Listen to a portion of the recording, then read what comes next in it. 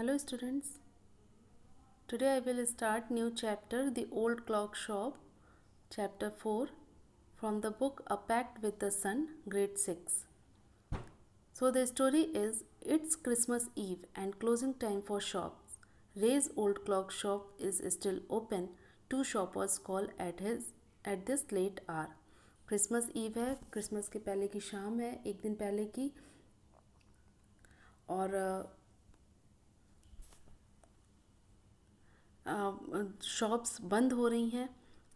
रे who was the main character of this story, उसकी old clock shop है वो अभी तक खुली हुई है और दो शॉपर्स हैं जो कि लेट आवर्स में उसके शॉप पर आए।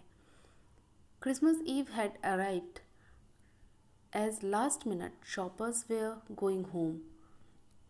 अ thick white sheet of snow lay over Salt Lake City, USA.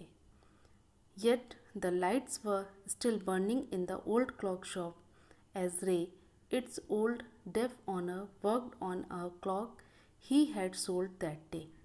Christmas Eve आ चुका है, क्रिसमस की शाम आ चुकी है और लास्ट मिनट शॉपर्स जो हैं, जो कि लास्ट मिनट तक शॉपिंग करते रहते हैं, वो लोग घर जा रहे थे।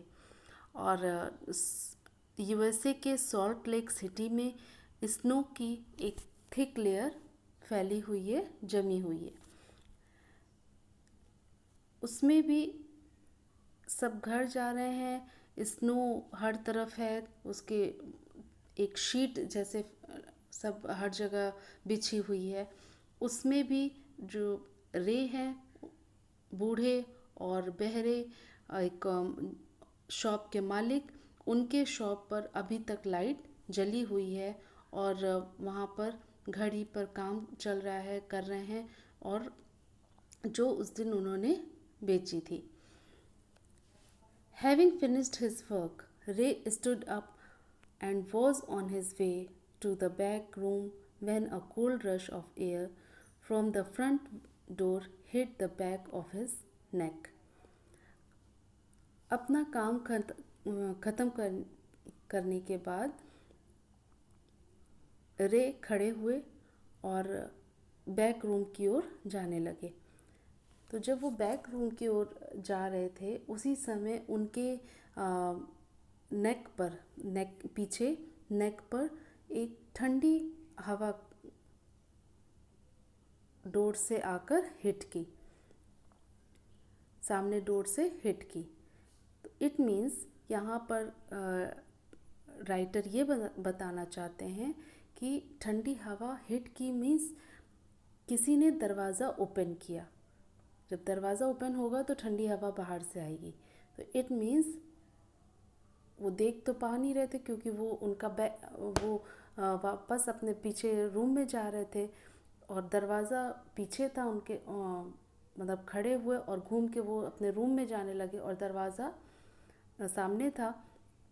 तो एकाएक उन्हें ठंडी हवा महसूस हुई, तो जिससे पता चला कि किसी ने दरवाज़ा ओपन किया है। He turned to meet a last-minute shopper, but his old wise eyes told him that this was not a shopper. वो तुरंत घूमे और जो लास्ट मिनट शॉपर्स होते हैं, जो लास्ट मिनट तक शॉपिंग करते हैं, उनसे मिलने के लिए वो घूमे। लेकिन उनकी जो बूढ़ी और वाइज आइज मीन्स पारखी जो नज़र थी, वो ये कह रही थी कि ये शॉपर्स नहीं हैं, ये लोग खरीदार ग्राहक नहीं हैं। ही सॉ टू मैन, उन्होंने दो आदमियों को देखा। One in his 20s, the other closer to 50। एक 20 के लगभग था और दूसरा 50 के आसपास था। The younger man remained at the door, जो यंगर मैन था वो डोर पर ही रह गया।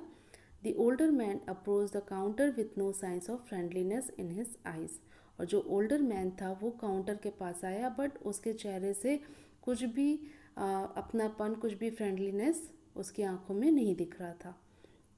रे was able to hide his growing fear as he slowly pushed a notepad and a pencil across the counter.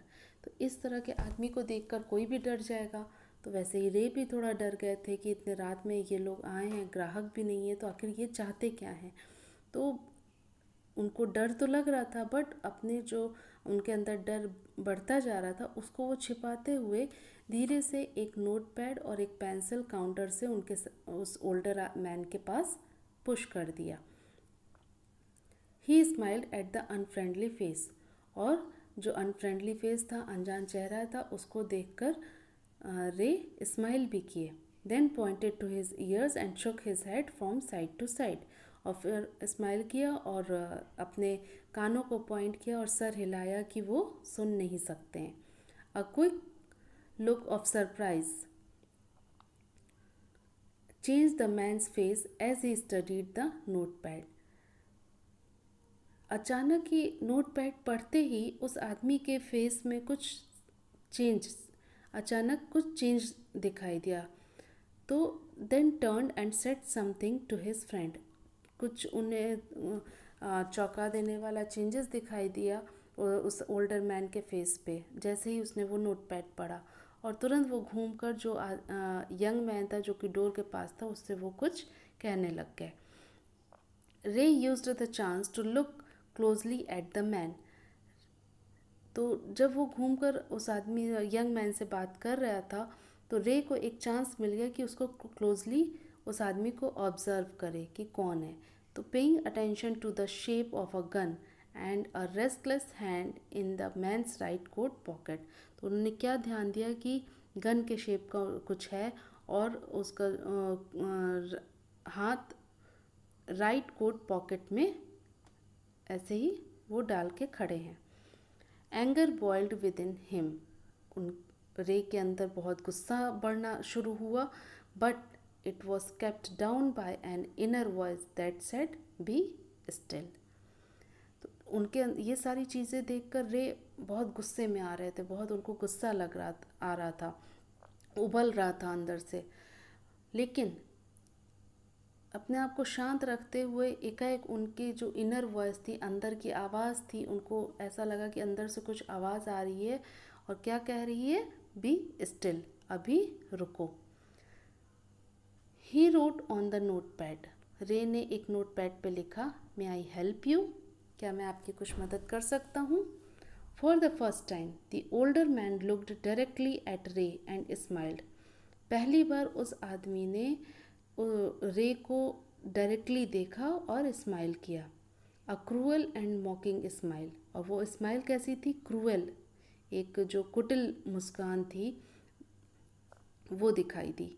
They both understood why he was there, why his friend remained at the door, और वो दोनों ही ये समझ रहे थे, means रे भी समझ रहे थे और ओल्डर मैन को तो पता ही था कि वो दोनों ये लोग यहाँ पर क्यों आए हैं और एक आदमी डोर के पास क्यों खड़ा है।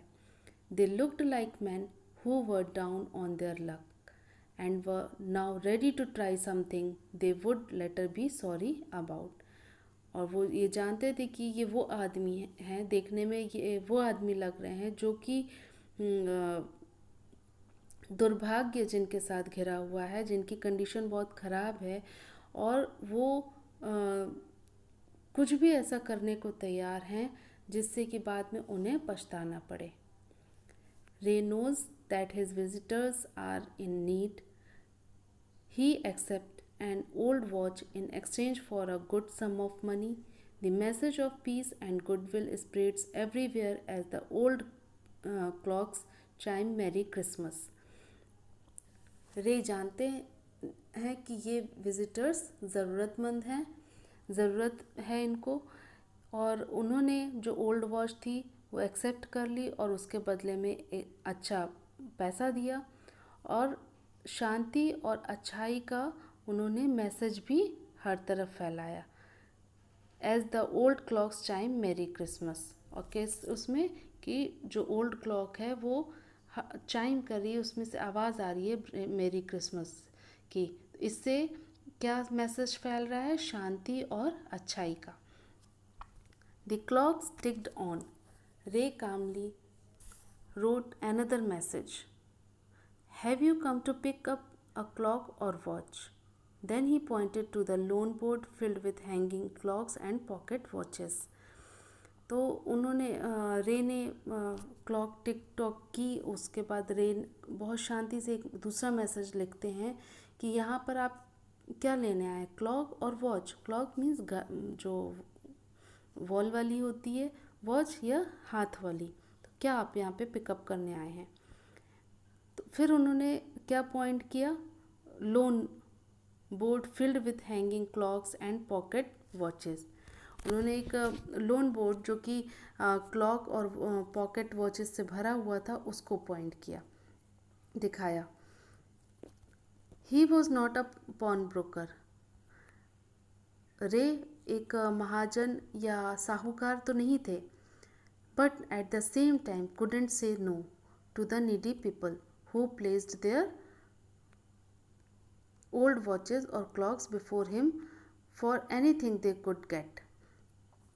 तो वो महाजन या साहूकार तो थे नहीं कि उनके पास कुछ भी गिरवी रखा जाए उसके बदले में वो पैसा दे सकें, लेकिन यदि कोई ज़रूरतमंद लोग उनके पास आते हैं और अपनी पुरानी घड़ी या क्लॉक उनके सामने रख देते हैं कि उसके बदले में वो कुछ भी दे दें, तो ऐसे लोगों को वो ना भी नहीं कह पाते थे।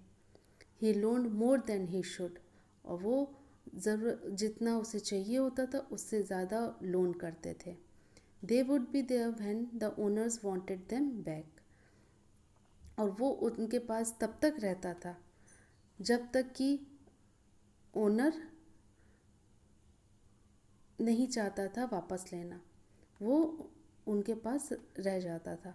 जिनको भी पैसा दिए वो ऐसी कोई जल्दी नहीं रहती थी कि वो रिटर्न करें, वो जब तक कि मालिक नहीं चाहता था तब तक वो वापस नहीं करते थे। At the same price he had paid with no interest, और उसी सेम प्राइस पे वो वापस भी लेते थे। रे जो भी लोन देते थे वो सेम प्राइस पर ही वापस लेते थे, उसके साथ कोई इंटरेस्ट नहीं कर लगाते थे। Then the older man seemed to feel a little easier, took out his hand from his pocket and quickly looked at the watch on his wrist.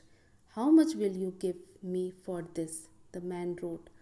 तो ओल्डर मैन ने ये सारी चीज़ें देखकर उसे थोड़ा सा इजी लगा, तो उसने अपना हाथ बाहर निकाला पॉकेट से और उसने जो घड़ी पहन रखी थी उसकी जो रिस्ट वॉच थी उसको निकालते हुए उसने पूछा कि how much will you give me for this, आप इसका मुझे कितना देंगे। और ये कैसे दिया कहा, लिख कर उसने पूछा। एक नोट पैड पे एक नोट लिखा कि how much will you give me for this, आप मुझे इसके लिए कितना देंगे। रे noticed a little shame in the grey eyes looking at him. रे ने क्या नोटिस किया, एक हल्की से उसमें उनकी जो आइज़ थी, ग्रे आइज़ थी, उसमें क्या देखा उन्होंने कि उनकी आँखों में शर्म थी। The watch was nothing special and yet had great powers. Watch के लिए वो शर्म उनको नहीं लग रही थी, वो अपने ग्रेट पावर की वजह से अपने आप को थोड़ा सा उनको शर्म लग रही थी कि इतना पावर होने के बाद भी मुझे इस तरह से करना पड़ रहा है।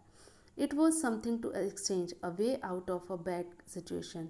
ये कुछ ऐसी चीज़ थी जिसको एक्सचेंज करने से उन्हें बैड सिचुएशन से बाहर निकलने में ईजी रहेगा। Knowing that great need had brought the man to his shop in the first place, Ray asked, "How much do you need for it?" ये जानकर कि जो आदमी कि यहाँ पर उनकी ज़रूरत पूरी हो जाएगी, वो पहली बार उनके शॉप पर आए थे दोनों। तो रे ने पूछा how much do you need for it, कि आप इसके लिए कितना चाहते हैं, आपको कितनी आवश्यकता है। The reply came back on the note pad, what ever its worth. तो वापस नोट पैड पर रिप्लाई आता है कि जितनी इसकी कीमत हो। रे reached into his cash box. रे अपने कैश बॉक्स जहाँ पे वो पैसे रखता था, आपने शॉप पर देखा होगा कि शॉपकीपर्स एक या तो कैश बॉक्स रखते हैं या ड्रॉर होता है, वो उसको कैश बॉक्स बनाते हैं। वहाँ पर वो पहुँचता है और उसको पुल करके उसमें $50 नोट लेता है and passed it into the man's hand, और वो $50 नोट उस मैन के हाथ में दे देता है। As they shook hands, Ray looked into the man's eyes. They seemed to say thank you. तो जब उससे हाथ मिला रहे थे रे, उस ओल्डर मैन से हाथ मिला रहे थे $50 देने के बाद, तो उन्होंने क्या देखा कि उनकी आंखें जैसे कह रही हूँ thank you. They both new the watch wasn't worth that much. वो दोनों ही जानते थे कि इस वॉच की इतनी ज़्यादा कीमत नहीं है। Before turning to leave, the man wrote, I will be back to pick it up as soon as I can. Merry Christmas. वहाँ जाने से शॉप से जाने से पहले, शॉप को छोड़ने से पहले मैन ने फिर एक नोट लिखा और उस पर लिखा था कि मैं जितनी जल्दी हो सकता है मैं वापस आऊँगा और घड़ी को लेकर जाऊँगा। I will be back to pick it up as soon as I can. जितनी जल्दी हो सकता है मैं वापस आऊँगा इसको पिकअप करने। मेरी Christmas. The little story ended on the half hour with the clocks striking all together. ये छोटी सी जो स्टोरी थी वो आधे घंटे में ख़त्म हो जाती है और उसी के साथ साथ सारे क्लॉक्स एक साथ स्ट्राइक करने लगते हैं, उसमें टिक टॉक करने लगते हैं, म्यूज़िक बजने लगती है। The time pieces which had been looking on silently all the while rang out the time with such feeling that even Ray thought he could hear them. जो टाइम पीस है, जो time को बताने वाला जो पीस था, जो कि दिन भर हमेशा शांत रहता है, शांत दिखता है, अचानक वो एक साथ बजने लगता है और रे को ऐसा फील होता है कि वो उस आवाज़ को सुन रहा है। क्यों? क्योंकि उसने कुछ अच्छा किया था। Their sweet musical message was filled with hope. तो उसके मन उसे जो म्यूज़िक सुनाई दे रही थी वो एक बहुत ही स्वीट म्यूज़िकल मैसेज उसके अंदर था। उसको ऐसा फील हो रहा था, वो आशा से भरा हुआ वो म्यूज़िक लग रहा था कि एक अच्छाई उसने की, एक अच्छा काम किया, उससे भरा हुआ वो लग रहा था म्यूज़िक। और एक the timeless message of peace on earth goodwill towards all was felt by the 3 men who stood in the old clock shop. और जो कभी न ख़त्म होने वाला जो मैसेज चलता आ रहा है, पीस ऑन द अर्थ, पृथ्वी पर शांति बनी रहे, गुडविल टूवर्ड्स ऑल, सबके ओर अच्छाई जानी चाहिए, ये सारी चीज़ें, इस मैसेज को इन तीनों ने उस ओल्ड क्लॉक शॉप पर खड़े हुए उन तीनों ने फील किया था। So students, this is the story. Thank you.